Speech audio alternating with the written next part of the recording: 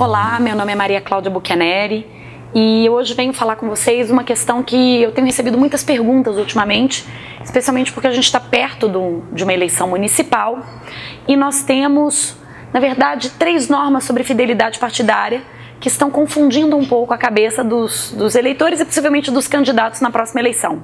A primeira delas é a regra geral de que não é possível ao titular do mandato proporcional migrar de partido a não ser numa situação excepcional de justa causa. Essa mudança partidária que antes era livre foi proibida pelo Supremo Tribunal Federal, que extraiu a cláusula da fidelidade partidária do próprio modelo constitucional que delineia as eleições proporcionais.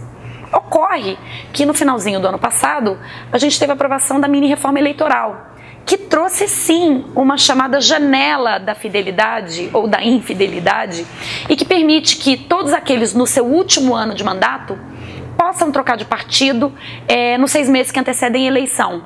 A ideia o detentor de mandato ele tem que manter uma fidelidade ao partido pelo qual se elegeu, mas isso não significa um casamento eterno, ou seja, ele pode trocar na perspectiva de um pleito futuro. Então aquele que está terminando o seu mandato pode, 6 meses antes, trocar de agremiação.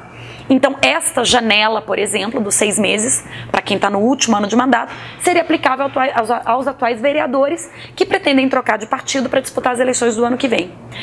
Contudo, o Senado vem de promulgar uma emenda à Constituição, que criou agora sim uma janela irrestrita de 1 mês, não apenas para quem está no seu último ano de mandato, que seriam os vereadores proporcionais, digamos assim, mas para todos os titulares de mandatos proporcionais. Todos eles hoje foram contemplados por uma janela constitucional. E a pergunta qual a norma que nós devemos obedecer? Existe muita dúvida sobre a constitucionalidade da mini-reforma eleitoral no ponto em que criou uma janela por lei e não por emenda. Uma segunda discussão, o prazo da lei ele é maior do que o prazo da emenda.